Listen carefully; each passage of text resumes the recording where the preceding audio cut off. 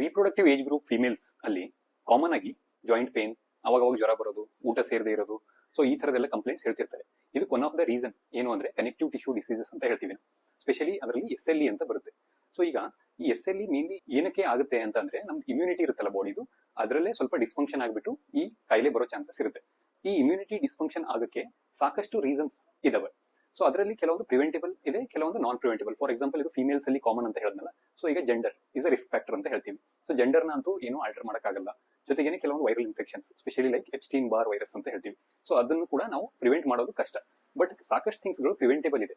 So ಅದ್ರ ಮೇಲೆ females focus ಮಾಡಬೇಕು. ಫಾರ್ ಎಕ್ಸಾಂಪಲ್ ಏನು, UV ಲೈಟ್. ಸೊ ಆದಷ್ಟು ಶೇಡ್ಸ್ ನ ಬಳಸಿ, ಸನ್ ಪ್ರೊಟೆಕ್ಟಿಂಗ್ ಗ್ಲಾಸಸ್ ಯೂಸ್ ಮಾಡಿ, ಸನ್ ಸ್ಕ್ರೀನ್ ಯೂಸ್ ಮಾಡಿ, ಅಂಬ್ರೆಲಾನ ಯೂಸ್ ಮಾಡಿ. ಹಾಗೇನೆ ಸ್ಮೋಕಿಂಗ್. ಸೊ ಆದಷ್ಟು ಆಕ್ಟಿವ್ ಅಂಡ್ ಪ್ಯಾಸಿವ್ ಎರಡು ಸ್ಮೋಕಿಂಗ್ ನ ಆದಷ್ಟು ಅವಾಯ್ಡ್ ಮಾಡಬೇಕು. ನೆಕ್ಸ್ಟ್ ಬರೋದು ಓರಲ್ ಕಾಂಟ್ರಸೆಪ್ಟಿವ್ ಪಿಲ್ಸ್ ಅಂತ ಹೇಳ್ತೀವಿ. ಫಿಮೇಲ್ಸ್ ಪ್ರೆಗ್ನೆನ್ಸಿನ ಸ್ವಲ್ಪ ಡಿಲೇ ಅಥವಾ ಆಗಬಾರ್ದು ಅಂತ ಹೇಳಿ ಮೆಡಿಕೇಶನ್ಸ್ ತಗೊಂತಿರ್ತಾರಲ್ಲ, specially estrogen containing OC pills ಅಂತ ಹೇಳ್ತೀವಿ. ಇದು ಕೂಡ one of the risk factor. ಇನ್ನೊಂದು ಸಿಲಿಕಾ ಡಸ್ಟ್ ಅಂತ ಹೇಳ್ತೀವಿ. ಸ್ಪೆಷಲಿ ಈಗ ಎಷ್ಟೊಂದು ಬಿಲ್ಡಿಂಗ್ಸ್ ಎಲ್ಲ ಡೆಮೋಲಿಷ್ ಮಾಡ್ತಿರ್ತಾರಲ್ಲ, ಆ ಟೈಮಲ್ಲಿ ಬರುವಂತ ಡಸ್ಟ್ ಆಗಲಿ, ಹಾಗೇನೆ ಸೋಪ್ ವಾಟರ್ ಅಲ್ಲಿ ಈ ಸಿಲಿಕಾ ಡಸ್ಟ್ ಪಾರ್ಟಿಕಲ್ಸ್ ಇರೋದನ್ನ ಕಂಡು ಬಂದಿದೆ. ಸೊ ಈ ತರದ ಸಿಚುವೇಶನ್ಸ್ ಅಲ್ಲಿ ಮಾಸ್ಕ್ ಯೂಸ್ ಮಾಡಿ. ಸೋಪ್ ವಾಟರ್ ನ ಏನಾದ್ರು ಹ್ಯಾಂಡಲ್ ಮಾಡ್ತಿದ್ದೀರಾ ಅಂದ್ರೆ ಅದು ಮುಗಿದ ತಕ್ಷಣ ಕರೆಕ್ಟ್ ಆಗಿ ಹ್ಯಾಂಡ್ ವಾಶ್ ನ ಮಾಡ್ಕೋಬೇಕು. ಸೊ ಇದೆಲ್ಲ ಪ್ರಿವೆಂಟೇಬಲ್ ಫ್ಯಾಕ್ಟರ್ಸ್ ನ ನೀವು ತಿಳ್ಕೊಂಡಿದ್ರೆ ಈ ತರದ್ ಡಿಸೀಸ್ ಅಂತ ಹೇಳಿದ್ನಲ್ಲ, ಅದರಿಂದ ನೀವು ಆದಷ್ಟು ಪ್ರಿವೆನ್ಷನ್ ಪಡಿಬಹುದು.